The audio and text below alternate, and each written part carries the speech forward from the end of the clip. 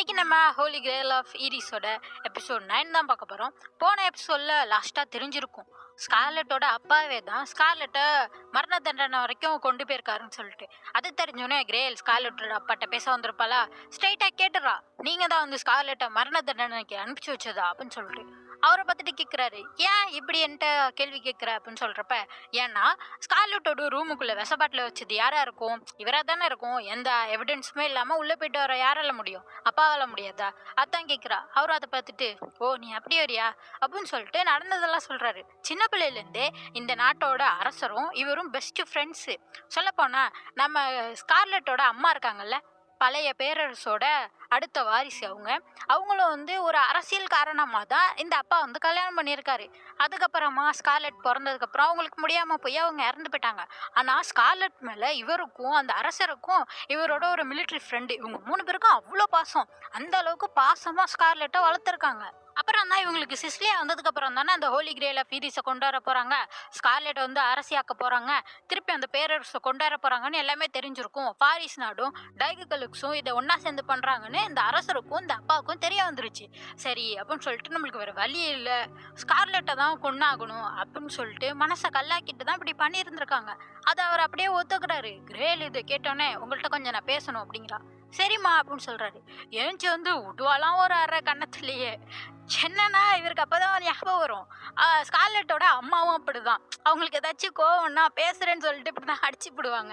அதான் அவர் யோசிச்சு பார்த்துட்டு இருக்காரு, அதே மாதிரி பண்ணுறாளே அப்படின்னு சொல்லிட்டு. இப்போதான் கிரேலுக்கு சுயநினைவே வருது, ஸ்கார்லெட் தான் உடம்புல வந்து அரைஞ்சிருக்கா. அவள் வந்துட்டு ஐயோ மன்னிச்சிருங்க என் ஃப்ரெண்டு தான் அடிச்சிட்டா அப்படின்னு சொல்லிட்டு இருக்கா. ஏன்னா ஸ்கார்லெட் சொல்லியிருப்பா, எங்கள் அம்மா வந்து முட்டாள்கிட்டலாம் இப்படி தான் பேசணும்னு சொல்லி கொடுத்துருக்காங்கன்னு சொல்லிட்டு. அதை அப்படியே திருப்பி கிரேல் சொல்ல அவர் பார்த்துட்டு சிரிச்சிட்டு இருக்காரு. ஏன்னா ஸ்கார்லெட்டோட அம்மா அப்படி தானே பண்ணுவாங்க. அப்படியே சிரிச்சுட்டு, என்ன வேணுமா ஃப்ரெண்டுக்கு, என் தலையை வெட்டி வைக்கணுமா அப்படிங்கிற மாதிரி கேட்டுட்டு இருக்காரு. கிரேல் இதை பார்த்துட்டு, இல்லை உங்களுக்கு என்ன சாகணும்னு தோணுதா அப்படின்னு சொல்லிட்டு கேட்டுட்டு இருக்கா. அவர் வந்து பார்த்துட்டு, நீ சொல்கிறதும் சரிதான், நான் பண்ண தப்புக்கு எனக்கு தண்டனை எல்லாம் பத்தவே பத்தாது அப்படிங்கிற மாதிரிலாம் அவர் சொல்லிட்டு இருக்காரு. உடனே வந்து ஸ்கார்லெட் கிரேல் உடம்புக்குள்ள வந்துட்டு பேச ஆரம்பிக்கிறா.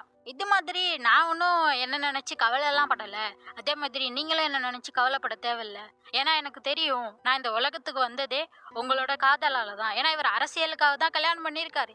இருந்தாலும் அவங்க அம்மாவை உண்மையாக தான் நேசிச்சிருந்துருக்காரு. அதான் சொல்கிறா. அதோட நீங்கள் என்னை எவ்வளோ அளவுக்கு நேசிக்கிறீங்கன்னு எனக்கு தெரியும், உங்களுக்கு வேறு வழி இல்லை, அதனால இப்படி பண்ணிட்டீங்க அப்படிங்கிற மாதிரி ஸ்கார்லெட்டும் சொல்லிடுறா.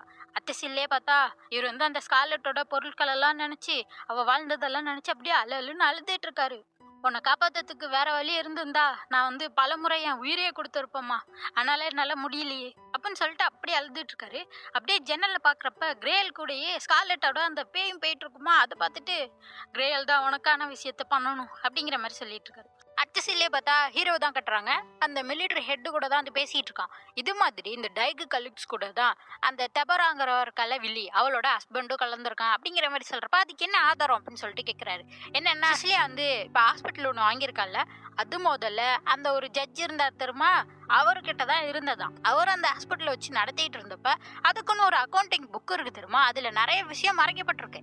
அந்த உண்மையை கண்டுபிடிக்க நினச்ச ஒரு அங்கே வேலை பார்த்துட்டு இருக்க ஒரு அக்கௌண்டன்ட்டையும் கொண்டு போட்டாங்களாம். அதான் சொல்லிட்டு இருக்கான். இப்போ நம்மளுக்கு அந்த சீக்ரெட்டான புக்கு மட்டும் கிடச்சிட்டுன்னா டைகுகலுக்ஸ் கூட யார் யாரெல்லாம் கூட்டு சேர்ந்துருக்கான்னு தெரிஞ்சிரும் அப்படிங்கிற மாதிரி சொல்கிறான். சரி அப்போனா அந்த புக்கை ரெக்கவர் பண்ணுறத பாரு அப்படிங்கிற மாதிரி சொல்கிறாரு. கிளம்புறப்ப இதோட ஹீரோவோட தாத்தா வர இன்னைக்கு இறந்துட்டாராம், அவருக்கு ஆழ்ந்த இரங்கலை தெரிவிக்கிறேன் அப்படிங்கிற மாதிரி சொல்லிடுறாரு. அச்சசில்லே பார்த்தா நம்ம ஹீரோயினியை கட்டுறாங்க.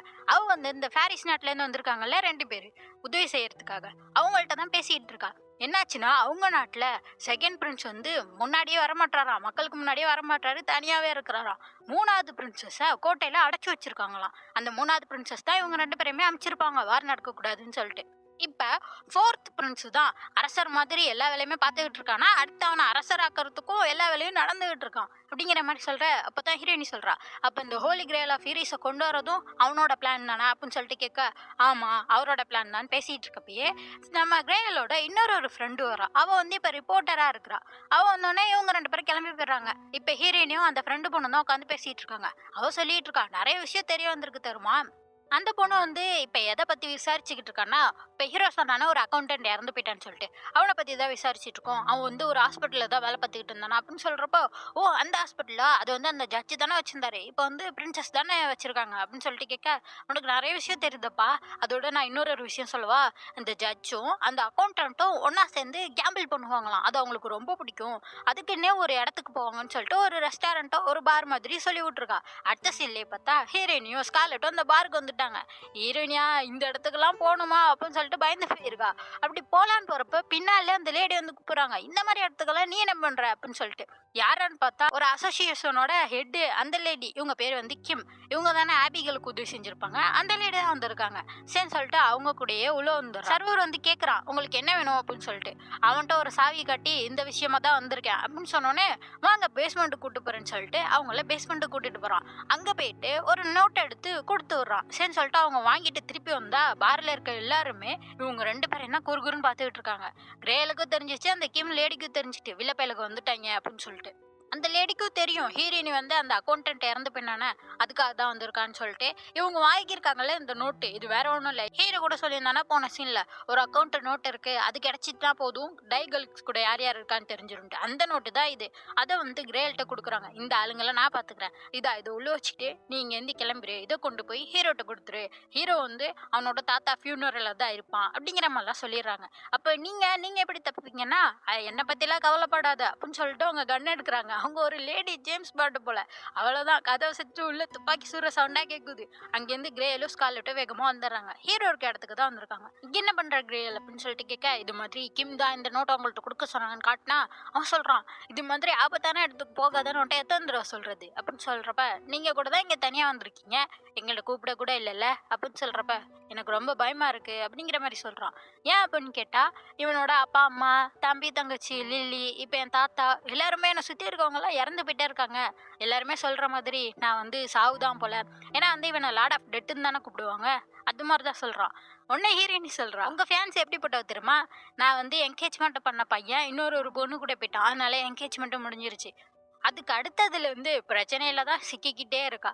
அதோட பெரிய விஷயமா என் கூட ஒரு பேய் வேற சுத்திக்கிட்டு இருக்கு. இதெல்லாம் பாக்குறப்ப உங்களுக்கு பயமா இல்லையா அப்படிங்கிற மாதிரி கேட்டனே அவனும் அப்படியே சிரிச்சிடுறான். சரி வாங்க 2 பேரும் ஒன்னாவே கிளம்புவோம் அப்படின்னு சொல்லிட்டு 2 பேரும் நிக்க. நான் கூட இந்த சீரிஸ் நார்மலா தான் இருக்குன்னு நினைச்சேன், ஆனா போக போக சூப்பரா போயிட்டு இருக்கு. சரி அடுத்த வியாழக்கிழமை அடுத்த எபிசோடு வந்துரும். அதுக்கு மறக்காம சேனலை சப்ஸ்கிரைப் பண்ணிக்கோங்க. பை.